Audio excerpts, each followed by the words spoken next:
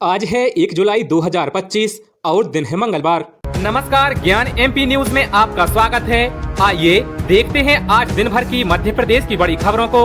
उससे पहले आप वीडियो को लाइक करना ना भूलें और कमेंट में अपने जिले का नाम जरूर बताएं। एमपी को 2 दिन बाद मिलेगा नया बीजेपी प्रदेश अध्यक्ष। मध्य प्रदेश में लंबे समय से भाजपा प्रदेश अध्यक्ष को लेकर चल रही खींचतान को अंतिम मुहर 2 दिन बाद लग जाएगी। पार्टी की ओर से प्रदेश अध्यक्ष चुनाव के लिए कार्यक्रम की रूपरेखा जारी कर दी गई है। निर्वाचन अधिकारी विवेक सहजवालकर ने सोमवार को चुनाव की अधिसूचना जारी कर दी है। राज्य निर्वाचन की सूची का प्रकाशन 30 जून को किया जाएगा, जबकि 1 जुलाई को शाम 4:30 बजे से 6:30 बजे तक नामांकन पत्र जमा होंगे, जबकि 1 जुलाई को शाम 6:30 बजे से 7:30 बजे तक नामांकन पत्रों की जांच होगी और 1 जुलाई को शाम 7:30 बजे से 8 बजे तक नाम वापसी होगी। वहीं 1 जुलाई रात 8:30 बजे नामांकन पत्रों की अंतिम सूची घोषित की जाएगी, जबकि 2 जुलाई को सुबह 11 बजे से 2 बजे के बीच मतदान होगा। वहीं 2 जुलाई को दोपहर 2 बजे से मतों की गणना और परिणाम घोषित किए जाएंगे। एमपी में छात्रों को मिलेगी साइकिल, स्कूल शिक्षा विभाग ने जारी किए दिशा निर्देश। मध्य प्रदेश की छात्राओं के लिए बड़ी खुशखबरी सामने आई है, जहां स्कूल शिक्षा विभाग की ओर से निःशुल्क साइकिल दी जाएगी। इसके दिशा निर्देश जारी कर दिए गए हैं। कक्षा 6वीं और 9वीं की छात्राओं को साइकिल दी जाएगी। स्टूडेंट के लिए खुशखबरी, मात्र 1000 रुपए में कर सकेंगे यूजी डिप्लोमा। विद्यार्थियों के लिए एक बार फिर से खुशखबरी सामने आ रही है। महाराजा छत्रसाल बुंदेलखंड विश्वविद्यालय ने छात्रों के हित में एक ऐतिहासिक निर्णय लेते हुए रोजगार मूलक डिप्लोमा कोर्सों की फीस में भारी कमी की है।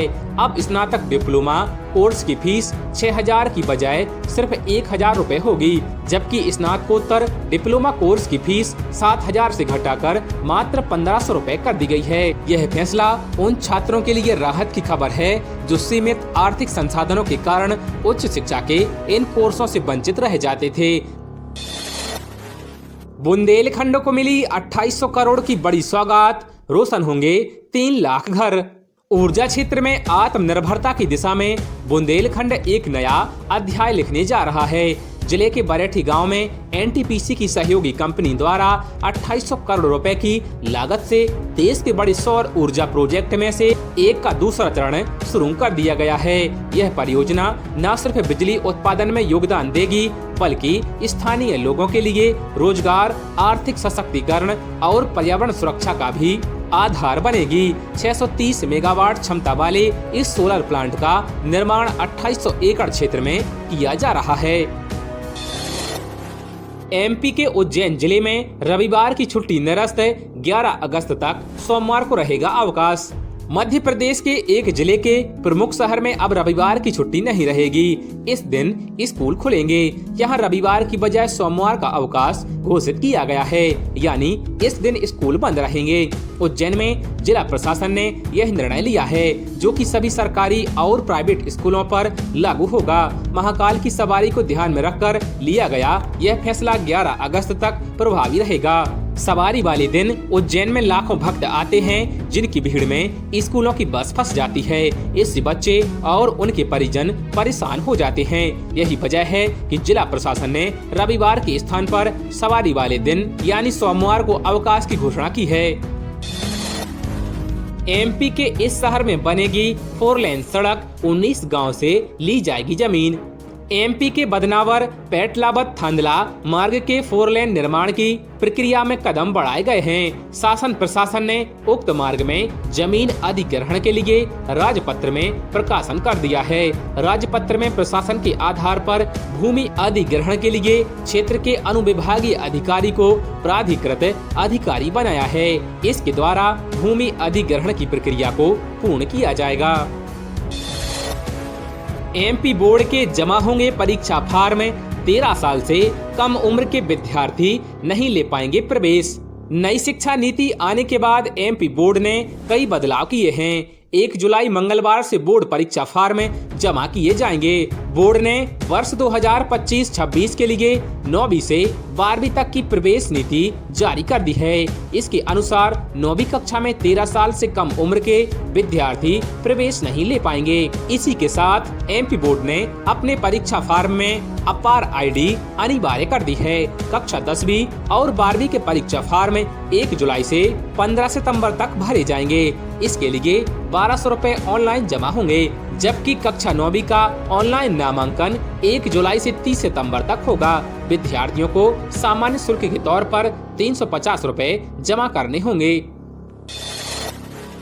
7 महीने से अटका किसानों का 1.40 करोड़ का भुगतान। मैहर जिले की रामनगर तहसील के मनकीसर धान खरीदी केंद्र पर धान बेचने वाले किसानों का भुगतान 7 महीने से अटका हुआ है। 78 किसानों का करीब 1 करोड़ 40 लाख रुपए का बकाया है, जिसे देने की मांग वे लगातार कर रहे हैं। लेकिन लगातार मिल रहे आश्वासन से नाराज किसानों ने सोमवार को एक बार फिर रीवा शहडोल मुख्य मार्ग को जाम कर दिया। इससे पहले 8 जून को भी किसानों ने इसी मुद्दे को लेकर प्रदर्शन किया था। रेलवे यात्रियों को देने जा रही बड़ी राहत, टिकट कैंसिल करने पर नहीं कटेगा ये चार्ज। रेलवे अपने यात्रियों को बड़ी राहत देने जा रही है। भारतीय रेलवे वेटिंग टिकट कैंसिल पर लगने वाली क्लर्केज फीस हटाने की तैयारी कर रहा है। रेलवे ने यह फैसला पैसेंजर्स की शिकायत और सार्वजनिक दबाव के बाद लिया है। अभी तक ऑनलाइन वेटिंग टिकट कैंसिल करने पर प्रति यात्री 30 से 60 रुपए तक फीस ली जाती थी। पदोन्नति नियम को फिर अदालत में चुनौती, 36% से अधिक पद देने पर विवाद। पदोन्नति नियम का विवाद फिर अदालत तक पहुंच गया है।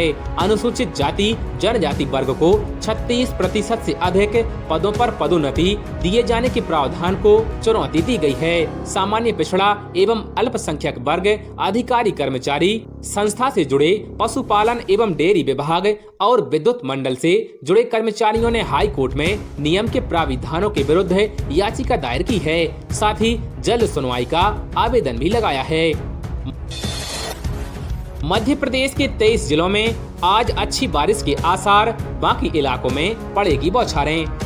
अलग अलग स्थानों पर बनी 4 मौसम प्रणालियों के प्रभाव से मध्य प्रदेश के विभिन्न जिलों में रुक रुक कर बारिश का सिलसिला जारी है। शनिवार को सुबह 8:30 बजे से शाम 5:30 बजे तक सीधी में 30, नौगांव में 16, खजुराहो में 10, शिवपुरी में 6, दतिया में 3, रतलाम एवं मलाजखंड में 2 मिलीमीटर बारिश हुई है। मौसम वैज्ञानिकों के मुताबिक ग्वालियर, चंबल, सागर, रीवा, शहडोल संभाग के जिलों में मध्यम स्तर की बारिश का दौर जारी रहने की संभावना है। कर्मचारियों पेंशनरों के लिए खुशखबरी, जल्द बढ़ेगा महंगाई भत्ता। महंगाई को देखते हुए केंद्र सरकार द्वारा हर साल 2 बार केंद्रीय कर्मचारियों व पेंशनरों के महंगाई भत्ते और राहत की दरों में संशोधन किया जाता है, जिसका ऐलान होली और दिवाली के आसपास होता है। जनवरी 2025 से 2% डीए बढ़ाया गया था, जिसका ऐलान मार्च में हुआ था। अब अगला डीए जुलाई 2025 से बढ़ाया जाना है, जिसका ऐलान रक्षाबंधन के बाद होने की उम्मीद है। नई दरें श्रम मंत्रालय द्वारा जनवरी से जून तक के AICPI के आंकड़ों पर निर्भर करेगा। सिंधिया गुना की हर बच्ची के खाते में डालेंगे 500 रुपए।